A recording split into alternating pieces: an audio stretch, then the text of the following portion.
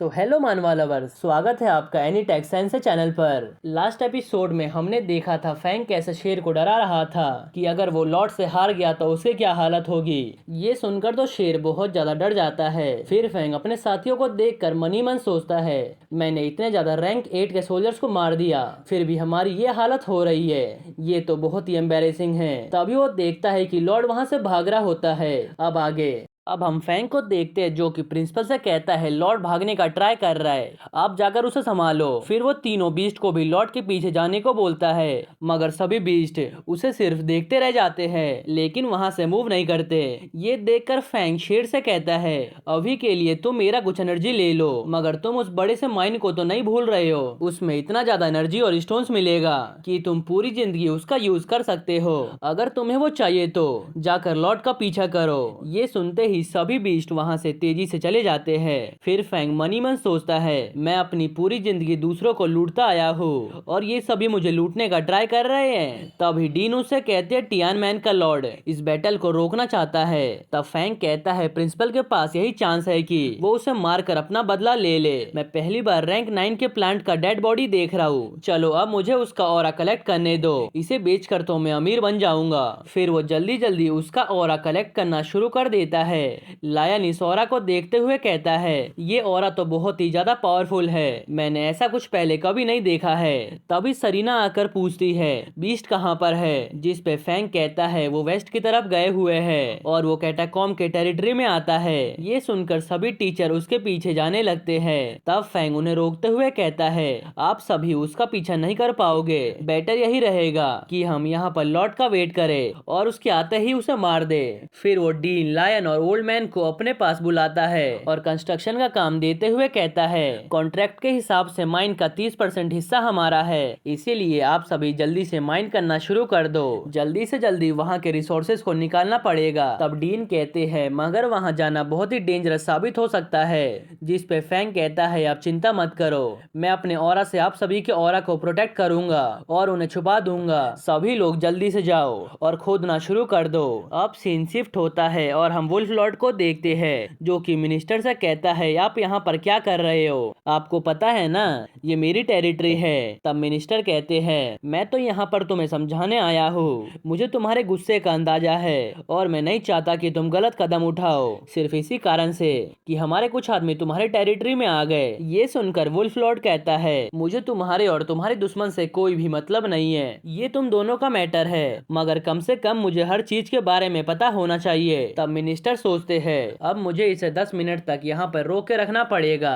दूसरी तरफ हम प्रिंसिपल को देखते हैं जो तेजी से लॉर्ड के पीछे जा रहे थे, मगर लॉर्ड हार मानने की जगह कुत्ते की तरह भाग रहा था। फिर वो आगे जाते हुए फिनिक्स किंग के सिटी में पहुंच जाता है और कहता है, तुम चिंता मत करो, मैं यहाँ से सिर्फ गुजर रहा हूँ। तभी डीन चिल्लाते हुए कहते हैं, तेरी हिम्मत कैसे हुई बैरियर को क्रॉस करने की, तुझे पता है ना सिर्फ टियानमेन सिटी तक ही फाइट करना था, अगर तुम बाउंड्री को क्रॉस कर रहे हो इसका मतलब तुम रूल्स को भी तोड़ रहे हो, लगता है तू मेरे हाथों से मरना चाहता है। ये सुनकर लॉर्ड वापस से भागना शुरू कर देता है। इधर लॉर्ड भागते हुए सोचे जा रहा था, मुझे बस फॉरबिडन जोन में जाने दो, वहां तक जाने के सिर्फ दो रास्ते हैं, या तो फॉरबिडन सी या forbidden and desert. Last time मैंने स्नेक किंग को ना मार के बहुत बड़ी गलती की थी, अब मैं फॉरबिडन जोन जाऊंगा और वहां के सिटी का लॉर्ड बन जाऊंगा, उसके बाद कल्टीवेट करके अपने आप को बेटर बनाऊंगा। तभी उसके ऊपर एक बड़ा सा एंट हमला करने वाला था। तब वो कहता है, मैं तो यहाँ पर एंट किंग का ऑर्डर फॉलो कर रहा हूँ और यहाँ से सिर्फ गुजर रहा था, मैं तुम्हें मारने नहीं आया हूँ और ना ही मैं तुम्हारे मैसेंजर को जान से मार रहा हूँ। तभी वो तीनों बीस्ट को आते हुए देखता है। तभी प्रिंसिपल उसके ऊपर हमला कर देते हैं और कहते हैं, अब तेरे पास भागने के लिए जगह बचा हुआ नहीं है। जिस पे लॉर्ड कहता है, मैं अपना टाइम वेस्ट नहीं करना चाहता हूँ, अब तुम मेरे से इतने करीब है तो मैं तेरी विश को पूरा कर देता हूँ। तभी सभी बीस्ट भी उसके करीब आने लगते हैं। इधर फैंग ओल्ड मैन को एनर्जी देते हुए कहता है, मैंने शेर से डील किया हुआ है, इसीलिए मैं ऐसा करता हूँ, फॉरबिडन सी के क्रिएचर्स को जाकर अपनी तरफ अटैक करने का काम करता हूँ, बाकी का काम आप संभाल लेना। फिर फैंग कुछ एनर्जी बॉल्स को फॉरबिडन सी में फेंकते हुए रोने लगता है और याद करता है कि मेरे बहुत सारे पैसे वेस्ट हो रहे हैं सिस्टम से एनर्जी खरीदने पर। दूसरी तरफ हम लॉर्ड को देखते हैं जो कि चिल्लाते हुए कहता है, तुझे मरने की बहुत जल्दी है ना, अब मैं तुझे अपना असली पावर दिखाता हूँ। ये कहकर वो अपना वेपन निकाल लेता है हमला करने के लिए और बहुत ही बड़ा अटैक करता है। हर तरफ अंधेरा हो जाता है और कुछ देर बाद हम देखते हैं लॉर्ड तो बहुत ज्यादा हंसे जा रहा था और प्रिंसिपल इंजर्ड हो चुके थे। लॉर्ड भी हल्का सा इंजर्ड हुआ था। ये देखकर फैंग उसकी तरफ एनर्जी बॉल फेंकते हुए कहते हैं, मैं पहले तुम्हें हील कर देता हूँ, जैसे ही तू हील होगा वैसे ही मैं तुझे जान से मार दूंगा। तभी अचानक से हर तरफ से डिमोनिक बीस्ट आने लगते हैं और वो सभी बीस्ट लॉर्ड को खींच कर ले जाते हैं। लॉर्ड अपनी जान बचाने के लिए चिल्लाने लगता है।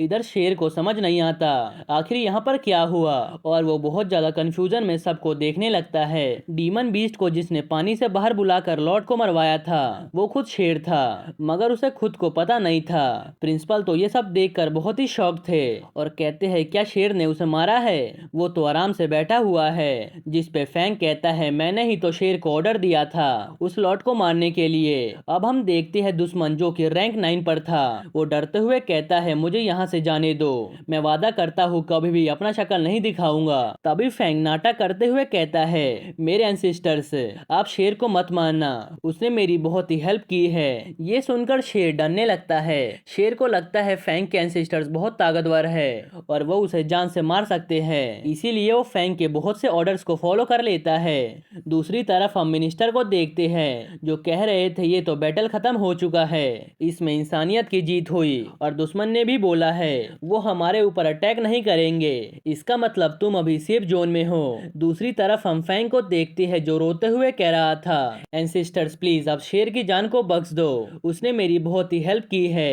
इस बैटल को जीतने के लिए, अगर वो नहीं रहता तो मैं कब का मर चुका होता। इधर हम मिनिस्टर को देखते हैं और वो भी नाटक किए जा रहे थे।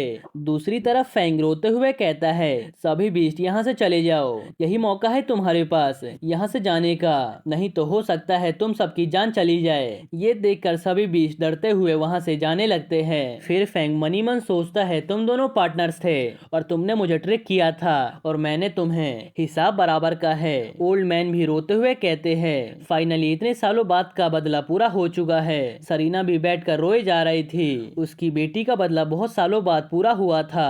इधर हम सॉन्ग को देखते हैं जो कि रोते हुए कह रहा था मैं नहीं रो सकता हूँ, माना मैंने लोगों ने बहुत ज्यादा सेक्रीफाइस दिया है मगर मैं ऐसे ही नहीं लूट सकता हूँ। इधर ग्रैंडपा फैंग के पास आते हुए कहते हैं तुम्हें रोना नहीं चाहिए, वॉर में तो लोगों की जान जाती है, इसमें कोई भी बड़ी बात नहीं है और तुम्हारा इसमें कोई भी गलती नहीं है। मगर फैंग मनी मन सोच रहा था मैं तो इसलिए रो रहा हूँ क्योंकि मेरे पैसे खत्म हो चुके हैं, अब मैं वापस से भिखमंगा बन चुका हूँ। दूसरी तरफ हम किन को देखते हैं जो अभी भी बैटल किए जा रहा था। तभी फैंग आकर सभी सोल्जर्स को गुड न्यूज सुनाता है। ये सुनकर सभी लोग खुश होकर जश्न मनाना शुरू कर देते हैं। फिर फैंग जल्दी जल्दी माइंस में गड्ढा करना शुरू कर देता है और वहाँ के रिसोर्सेज को निकालने लगता है। ये देखकर डीन रोते हुए कहते हैं हम ऑलरेडी बहुत ज्यादा खो चुके हैं, अब तुम हमसे और कितना ज्यादा मेहनत करवाओगे। फिर फैंग प्रिंसिपल और सरीना से कहता है मैं इस बैटल में सब कुछ खो चुका हूँ, इसीलिए मुझे इस माइन का 80% और चाहिए और बाकी के 20% आपके हुए।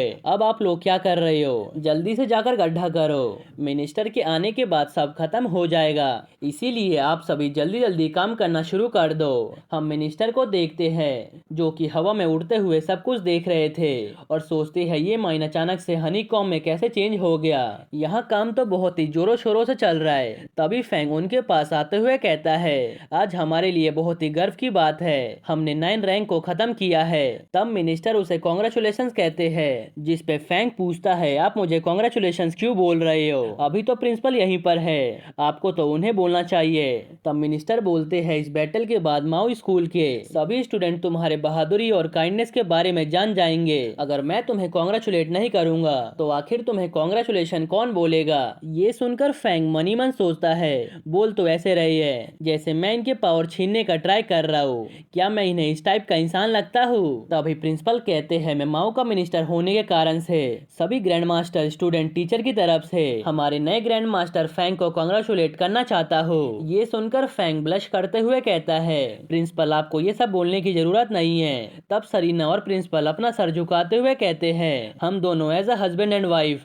ग्रैंड मास्टर फैंग को थैंक्स बोलना चाहते हैं। ये सब देखकर फैंग बहुत ज्यादा शर्मा जाता है और कहता है प्रिंसिपल बहुत हो गया, आपको मेरे सामने 3 बार सिर झुकाने की जरूरत नहीं है, मैं तो सिर्फ वही कर रहा हूँ जो मुझे करना चाहिए था। जिस पे मिनिस्टर कहते हैं अब तुम्हें कैसा लग रहा है? ज्यादा पावर होने पर तुम्हारे कंधे पर बहुत बड़ी रिस्पॉन्सिबिलिटी भी आती है। तुमने खुद अपने आप को इस हालात में डाला है, किसी ने तुम्हें फोर्स नहीं किया था ये सब करने के लिए। मैं यहाँ से जल्द ही जाने वाला हूँ, इसीलिए मैं अपने हिसाब से माइन का स्टॉक अपने साथ ले जाना चाहता हूँ। मैं किसी के भरोसे नहीं छोड़ना चाहता कि वो बाद में आकर मुझे मेरा शेयर वापस करे, क्या पता मेरा शेयर ही गायब हो जाए रास्ते में आते आते।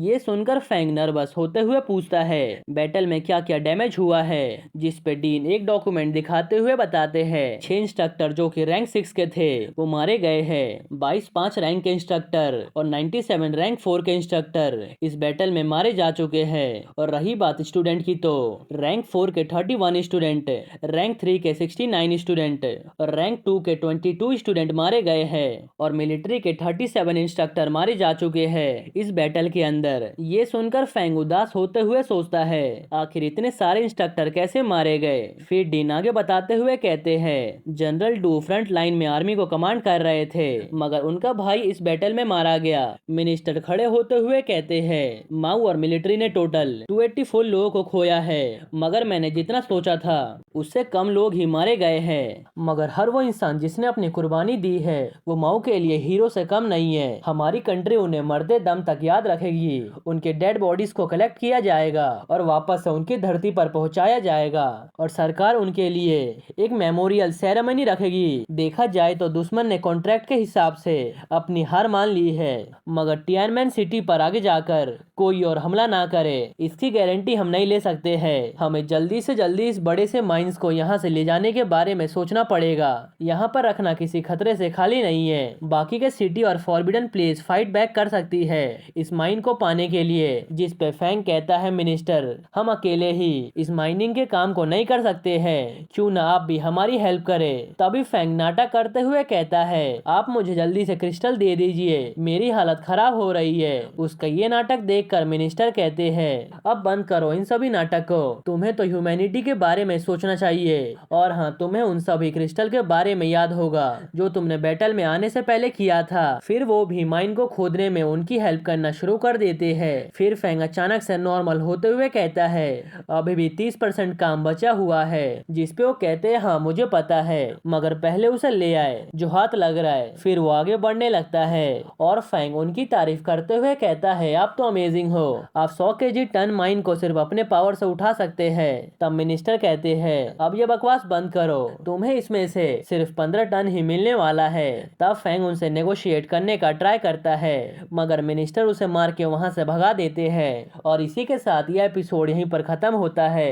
गाइस, ये एपिसोड इतने टाइम बाद इसलिए आ रहा है क्योंकि इसका एक चैप्टर बहुत ही छोटा होता है, इसीलिए मैं एक साथ 2 या 3 चैप्टर को मर्ज करके ही एक एपिसोड बनाता हूँ। एनीवेज, अगर आपको ये एपिसोड थोड़ा सा भी पसंद आया हो तो प्लीज वीडियो को लाइक कर देना। और हाँ, मैं फिलहाल चैनल पर 3 सीरीज को कंटिन्यू कर रहा हूँ, तो प्लीज हो सके तो उन पर भी सपोर्ट दिखाना।